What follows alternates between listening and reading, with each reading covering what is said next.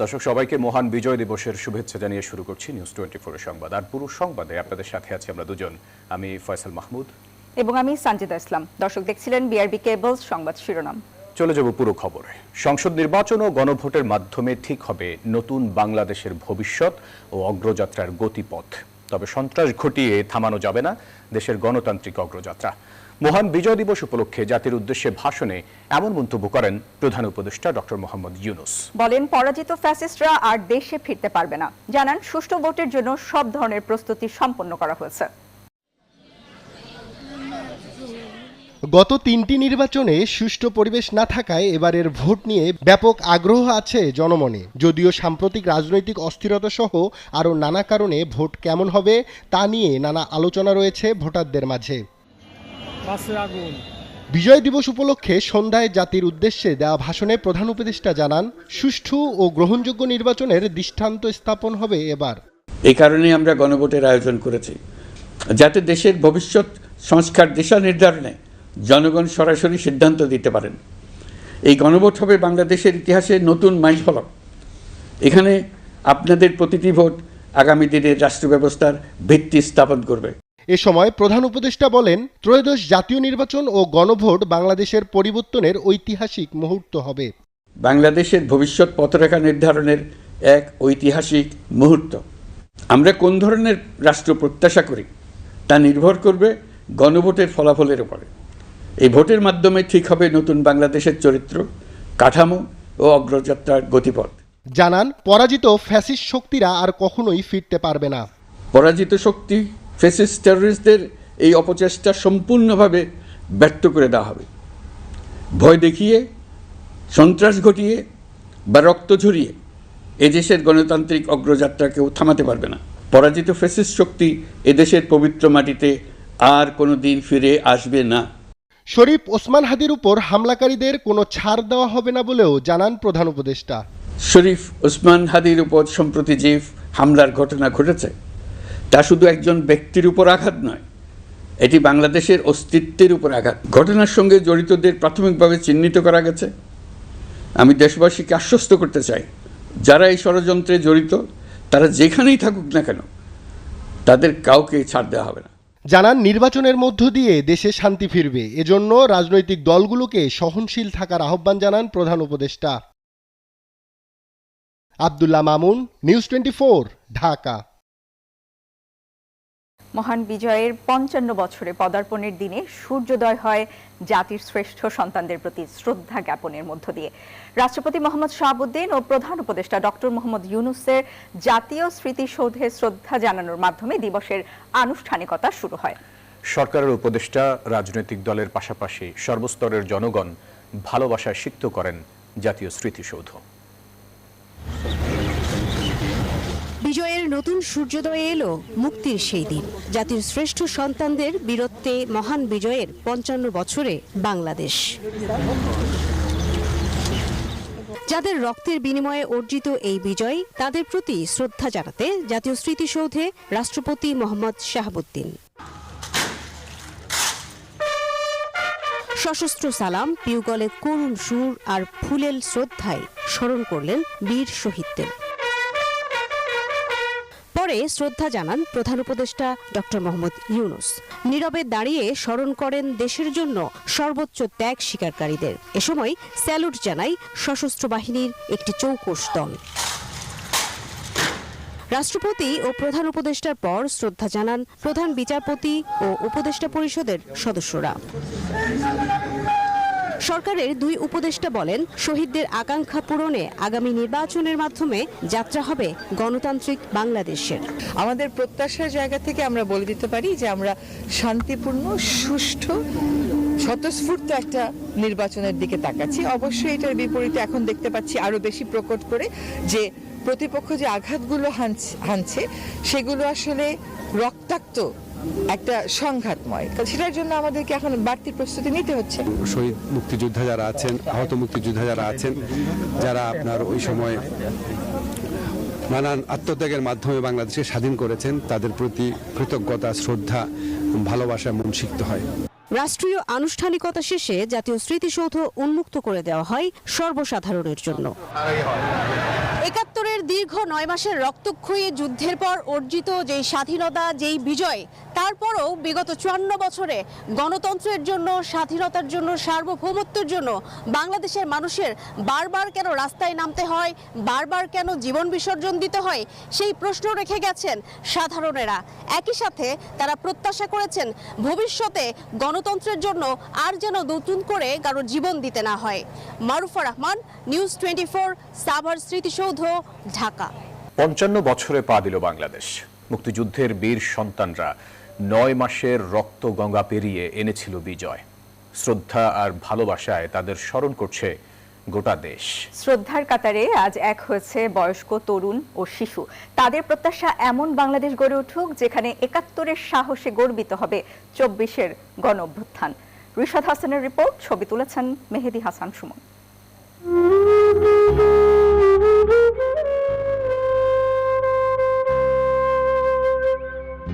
বিজয়ের ইতিহাসের সাক্ষী হয়ে আবারও পূব আকাশে রক্তলাল সূর্য। 54 পেরিয়ে 55 ছোঁয়া বিজয়ের এই দিনটা কোটি বাঙালির বীরত্বের কথা বলে। হাতে ফুল, মনে প্রগাঢ় শ্রদ্ধা। সাভার জাতীয় স্মৃতিসৌধে লাখো মানুষের ঢল। এক সাগর রক্তের বিনিময়ে বাংলার স্বাধীনতা আনলো যারা, তারা জেনে যাক এ শুধু শ্রদ্ধার ক্ষণ নয়, এ যেন প্রজন্মের সাথে প্রজন্মের নীরব সংলাপ। সহযোদ্ধাদের হারানোর শোক বুকে চেপে শ্রদ্ধা পৌঁছে যায় শহীদ বেদিতে। 71-এ একটা মুক্তিযুদ্ধের মাধ্যমে এই দেশটা স্বাধীন হয়েছিল। আমরা মুক্তিযোদ্ধারা সেই যুদ্ধে অংশ নিতে পেরেছিলাম এবং অংশ নিয়ে নিজেদেরকে অনেক গর্ব মনে করি, গর্ববোধ পাই। আমরা বৃদ্ধ হয়ে গিয়েছি, আমাদের বয়স অনেক হয়ে গিয়েছে, আমরা ক্লান্ত হয়ে গিয়েছি। তাই এই পতাকাকে উঁচিয়ে রাখার জন্য এবং স্বাধীনতা সার্বভৌমত্বকে ঠিক রাখার জন্য, মকসুদে মঞ্জিলে পৌঁছাবার জন্য তরুণদের দায়িত্ব নিতে হবে। তরুণদের কাছে এই বিজয়ের দিনটা শুধু এক দিনের নয়, প্রতিদিনের প্রতিজ্ঞা। কতটা রক্তের দামে পাওয়া এই লাল সবুজ পতাকা। যে কোনো সময় আমি যেন আমার বিজয়ের প্রত্যাশা নিয়ে বের হতে পারি, সেরকম একটা সিকিউর দেশই হচ্ছে আমার প্রত্যাশা। আগামী বাংলাদেশ হোক দুর্নীতিমুক্ত এবং ছাদাবাজ মুক্ত, দখলদারিত্ব মুক্ত, ইনসাফের বাংলাদেশ হোক। নাগরিক হিসেবে যে বেসিক চাহিদাগুলো, মৌলিক অধিকারগুলো, ওই বিষয়গুলো যখন হচ্ছে রাষ্ট্র তাদের নাগরিকদেরকে সুনিশ্চিত করতে পারবে, তখন হচ্ছে একটি সুন্দর আমরা সোনার বাংলাদেশ হিসেবে আমরা দেখতে পাবো। নারী, পুরুষ অথবা ধর্ম, বর্ণ, মতাদর্শ সব ভেদাভেদ মান হয় যেখানে, সেখানে শ্রদ্ধা জানাতে আসে শিশুরাও যেন মানুষের মধ্যে বাংলাদেশ।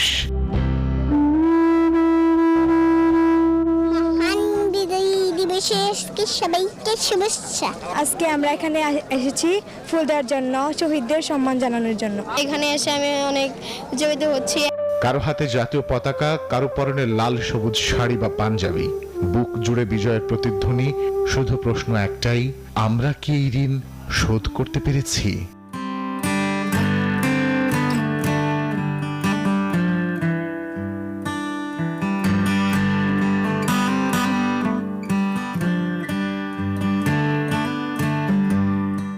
এই লাখো মানুষের ঢল, স্তরে স্তরে পুষ্পস্তবকের আদলে সাজানো শ্রদ্ধা আমাদের জানান দেয় প্রজন্ম পরিবর্তন হলেও কখনো পরিবর্তন হয় না বিজয়ের অনুভূতি। আর সেই সাথে আমাদের জানান দেয় আগামীর নতুন বাংলাদেশ বিনির্মাণে দায়বদ্ধতার কথা। সাভার জাতীয় স্মৃতিসৌধ থেকে রিশাদ হাসান, নিউজ 24, ঢাকা। বিজয় দিবস উদযাপনের খবর জানাতে ঢাকা বিশ্ববিদ্যালয় ও সংসদ ভবন এলাকা থেকে যুক্ত হচ্ছেন সহকর্মী মোহাইমিনুল খান ও ফারজানা রিয়া। শুরুতেই যাব মোহাইমিনের কাছে। মোহাইমিন রয়েছেন ঢাকা বিশ্ববিদ্যালয়ে। মোহাইমিন, ঢাকা বিশ্ববিদ্যালয় এলাকায় বিজয় দিবস উদযাপন কেমন দেখছেন? আপনাকে আমি এই মুহূর্তে দাঁড়িয়ে আছি ঢাকা বিশ্ববিদ্যালয়ের পায়রা চত্বরে এবং দেখতেই পাচ্ছেন আমার পেছনে কিন্তু ঢাকা বিশ্ববিদ্যালয় চলচ্চিত্র সংসদের আয়োজিত প্রামাণ্য চিত্র পরিদর্শন চলছে এবং সেখানে কিন্তু তরুণ প্রজন্ম, যে প্রজন্ম আসলে এই 54 বছর পরে এসে সেই স্মৃতিগুলোকে দেখছে প্রামাণ্যচিত্রের মধ্য দিয়ে, তাদেরকে এই স্বাধীনতার এবং এই যে বাংলাদেশের মুক্তিযুদ্ধ লিবারেশন ওয়ার, তার যে চেতনা আছে তাতে উজ্জীবিত করার লক্ষ্যে কিন্তু এই আয়োজন করা হয়েছে। এবং আমরা দেখতে পেয়েছি যে এখানে কিন্তু শুধু ঢাকা বিশ্ববিদ্যালয়ের শিক্ষার্থী নয়, দূর দূর থেকে এই প্রজন্মের অনেক শিক্ষার্থী, সাধারণ মানুষ এসেছে সেই প্রামাণ্যচিত্রগুলোকে দেখার জন্য। 54 বছরে কিন্তু আমরা হারিয়েছি অনেক মানুষ, অনেক মুক্তিযোদ্ধাকে আমরা হারিয়েছি যারা আজ আর বেঁচে নেই। ফলে এই যে প্রামাণ্য চিত্রগুলো সেটাই কিন্তু আসলে সেই মুক্তিযুদ্ধ দালালিক প্রমাণ এবং তার সাক্ষ্য দিচ্ছে যে সেই যুদ্ধ কতটা ভয়াবহ ছিল, কতটা ভয়াবহ যুদ্ধের মধ্য দিয়ে আমরা এই স্বাধীন বাংলাদেশ পেয়েছি। এবং তরুণদেরকে সেই চেতনায় উজ্জীবিত করতে, সেই ইতিহাসের সাক্ষী করতে এবং প্রজন্ম থেকে প্রজন্ম এই যে স্বাধীনতার যে চেতনা, বিজয়ের চেতনা, একাত্তরের চেতনা তাতে উজ্জীবিত করতে কিন্তু আজকে এই উদ্যোগ রয়েছে। তো পদ্মা ঢাকা বিশ্ববিদ্যালয়ের পায়রা চত্বর থেকে এই ছিল এখন পর্যন্ত আমার কাছে সর্বশেষ তথ্য। চলে যাচ্ছে আমাদের আরেকজন সহকর্মী ফারজান রিয়ার কাছে, যিনি আছেন মানিক মে এভিনিউতে। রিয়া, মানিক মে এভিনিউতে আসলে এখন কি অবস্থা, সেখানে কেমন চলছে আয়োজন?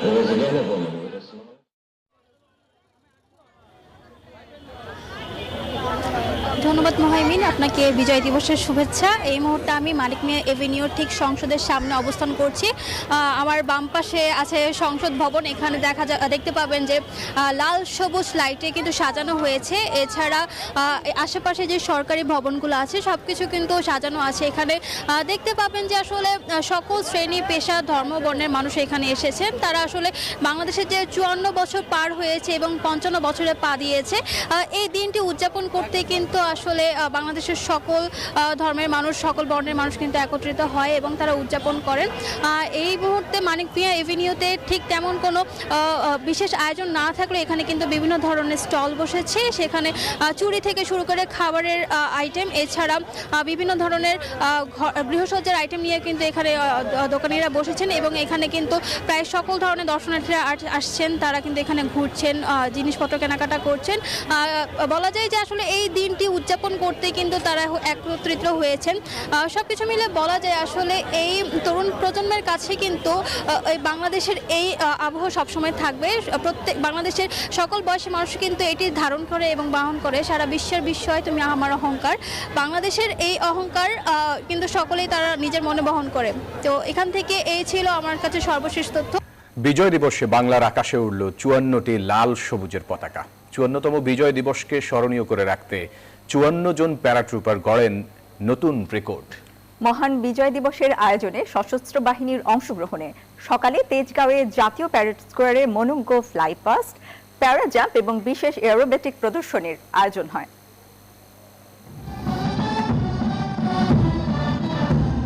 স্বাধীন বাংলাদেশের আকাশে উঠছে 54টি লাল সবুজের পতাকা।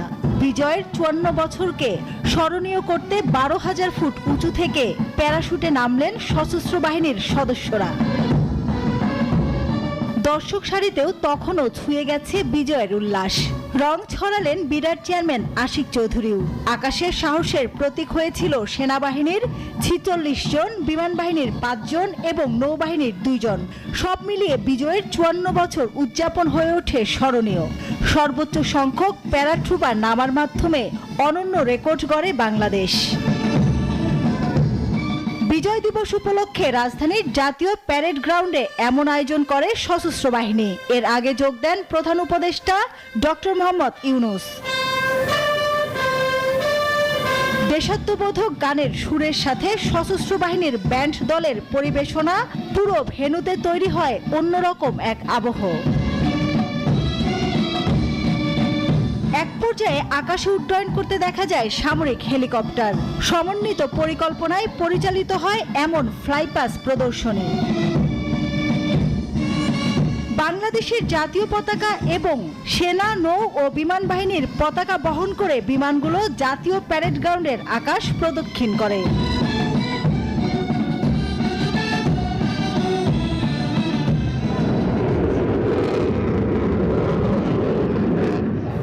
বিমানের বিশেষ অ্যাক্রোবেটিক শো আর আকাশ জুড়ে বিজয়ের রং রাঙিয়ে দেন সশস্ত্র বাহিনীর বৈমানিকরা। মাসুদা লাবণী, নিউজ 24, ঢাকা। বিজয়ের 54 বছর উদযাপনে ধানমন্ডি সোসাইটির 2 দিনের বিজয় মেলা ও সাংস্কৃতিক উৎসব শেষ হচ্ছে আজ। রাজধানীর ধানমন্ডির 4 নম্বর মাঠে এই মেলা আয়োজন করা হয়। শান্তি, সমৃদ্ধি, ভালোবাসার শীর্ষক এই মেলায় সব বয়সের মানুষের জন্য আছে নানামুখী বিনোদনমূলক আয়োজন। মেলায় 26টির বেশি স্টলের পাশাপাশি রয়েছে বিজ্ঞান ভিত্তিক ইন্টারঅ্যাক্টিভ প্রকল্প, শিশুদের চিত্র প্রদর্শনী ও ওয়ার্কশপ, সঙ্গীত, নৃত্যনাট্য পরিবেশনা, ব্যান্ড শো, র্যাফল ড্র এবং মনোমুগ্ধকর আতশবাজি। মেলা শেষ হবে আজ রাত 11টায়।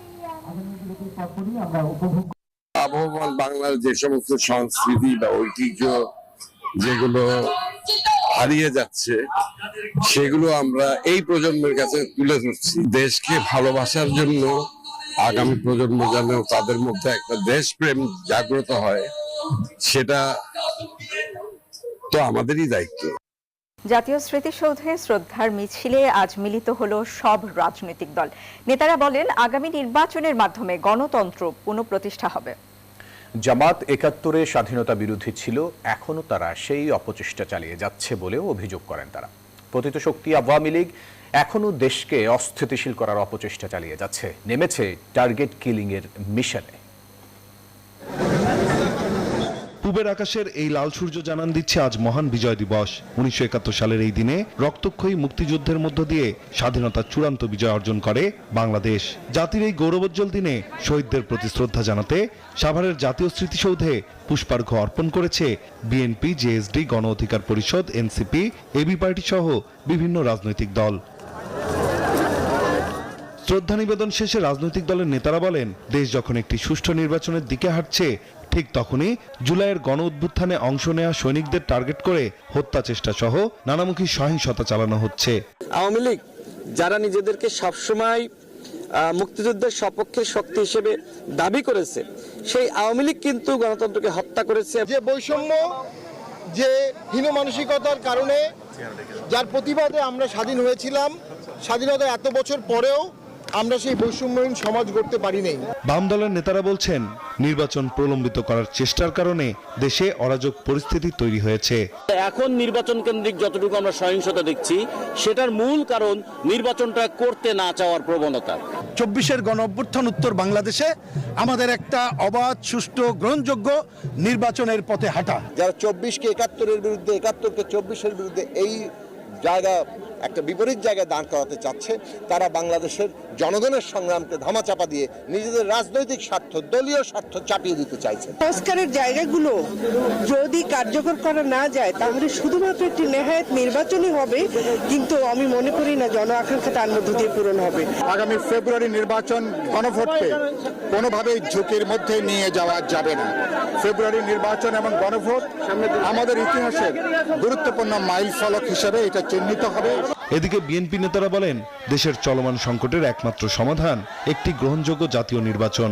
গোলাম আজম সহ ওর সাঙ্গ বঙ্গরা যদি জাতির শীর্ষ সন্তান হয়, তাইলে বীর মুক্তিযোদ্ধাদেরকে অপমানিত করা হচ্ছে। ৭১ এবং ২৪ যার যার অবস্থানে সমহিমায় তারা বিরাজিত। গণতন্ত্র আগামী একটি সুষ্ঠু নিরপেক্ষ নির্বাচনের মাধ্যমে পুনঃপ্রতিষ্ঠিত করব। এ সময় এনসিপি আহ্বায়ক নাহিদ ইসলাম বলেন, ৭১ ও ২৪-এর দালালদের বিরুদ্ধে সতর্ক রয়েছে তার দল। নির্বাচন বানচালে ষড়যন্ত্র সফল হতে দেওয়া হবে না বলেও হুঁশিয়ার করেন তিনি। ৭১-এর দালালদের বিরুদ্ধে, ২৪-এর দালালদের বিরুদ্ধে আমরা বাংলাদেশের জনগণ, বাংলাদেশের তরুণরা ঐক্যবদ্ধ আছি। সামনের বাংলাদেশ আমাদের বিজয় আসবে। মহান বিজয় দিবসে শহীদদের প্রতি শ্রদ্ধা জানিয়ে জুলাই ও মুক্তিযুদ্ধের চেতনায় দেশ গড়ার প্রত্যয় পুনর্ব্যক্ত করেছে রাজনৈতিক দলগুলো। বিজয়ের ৫৫ বছরে এসে এখন রাজনৈতিক প্রত্যেকটি দলের কণ্ঠে একই সুর। দেশ যখন নির্বাচনের পথে, তখন দলমত নির্বিশেষে সকলকে একত্রিত হয়ে গণতন্ত্র বিরোধী অপশক্তির বিরুদ্ধে রুখে দাঁড়াতে হবে। জাতীয় স্মৃতিসৌধ থেকে নাইম আলচিকো, নিউজ 24, সাভার, ঢাকা। স্বাধীনতা বিরোধীরা ভুল পাল্টে আবারও মাথাচাড়া দিয়ে উঠতে চায়, জনগণ তাদের অপচেষ্টা নস্যাৎ করে দেবে বলে মন্তব্য করেছেন বিএনপি মহাসচিব মির্জা ফখরুল ইসলাম আলমগীর। আজকে স্বাধীনতার শত্রুরা যারা স্বাধীনতার বিরুদ্ধে ব্যবস্থা দিয়েছিল, আজকে তারা আবার মাথা চাড়া দিয়ে উঠতে চায়। বাংলাদেশের মুক্তিকামী মানুষ, বাংলাদেশের স্বাধীনতাকামী মানুষ, বাংলাদেশের গণতন্ত্রকামী মানুষ তাদের সমস্ত ষড়যন্ত্রকে নস্যাৎ করে দিয়ে অবশ্যই বাংলাদেশের স্বাধীনতা সামর্থ্যকে অটুট রাখবে, গণতন্ত্রে প্রতিষ্ঠা করবে। আগামী 25 ডিসেম্বর তিনি দেশে আসবেন, তার এই দেশে আসা যেন গণতন্ত্রের লড়াইকে, সংগ্রামকে আরও বেগবান করে, সেই জন্য আমরা কাজ করে যাচ্ছি। মুক্তিযুদ্ধে পাকিস্তানি সেনাদের আত্মসমর্পণের আনুষ্ঠানিকতায় ভারতীয় ষড়যন্ত্র ছিল বলে মন্তব্য করেছেন জামায়াতের সেক্রেটারি জেনারেল। মহান বিজয় দিবসে যুব ম্যারাথনে এসব কথা বলেন তিনি। কাছে পরাজয়ের প্রতিশোধ নেওয়ার জন্য স্বাধীনতা যুদ্ধে তারা আমাদের পেছনে এসে দাঁড়িয়েছিল। সেটা বিজয়ের এই দিনে তারা বাংলাদেশের মানুষের কাছে, মুক্তিযোদ্ধাদের কাছে পাকিস্তানকে আত্মসমর্পণ করতে দেয়নি। ইন্ডিয়ান এই ইস্টার্ন কমান্ডের প্রধান জগদীপ সিং অরোরার কাছেই পাকিস্তানের আত্মসমর্পণ করতে হয়েছে। মনোনয়ন পেয়েও নির্বাচন না করার ঘোষণা দিয়েছেন নারায়ণগঞ্জ 5 আসনের বিএনপি প্রার্থী মাসুদুজ্জামান মাসুদ। দুপুরে নারায়ণগঞ্জ প্রেস ক্লাবে সাংবাদিকদের সাথে মতবিনিময় সভায় এই কথা বলেন তিনি। জানান ব্যক্তিগত কারণে এই সিদ্ধান্ত নিয়েছেন তিনি। অনেকেরই মন ভেঙে যাবে, আমি আসলে নির্বাচনটা করবো না, আমি মনোনয়ন কিনবো না। এইটা আসলে আমি আপনাদের কাছে ক্ষমা প্রার্থী। ব্যক্তিগত কারণ এবং কিছু পারিপার্শ্বিক অবস্থা আমাকে এই কঠিন সিদ্ধান্ত নিতে হচ্ছে। বিনিয়োগ ও কর্মসংস্থানের স্থবিরতা, মূল্যস্ফীতি আর আর্থিক খাতের টালমাটাল পরিস্থিতি বিজয়ের 54 বছরে এমন সব চ্যালেঞ্জের মুখে দাঁড়িয়ে দেশের অর্থনীতিবিদরা বলছেন স্মরণকালে এমন কঠিন পরিস্থিতিতে পড়েনি বাংলাদেশ। তাদের মতে সংকট উত্তরণে একটি ভালো নির্বাচনের মাধ্যমে দেশের সার্বিক পরিস্থিতিতে স্থিতিশীলতা আনার কোনো বিকল্প নেই বাংলাদেশের সামনে।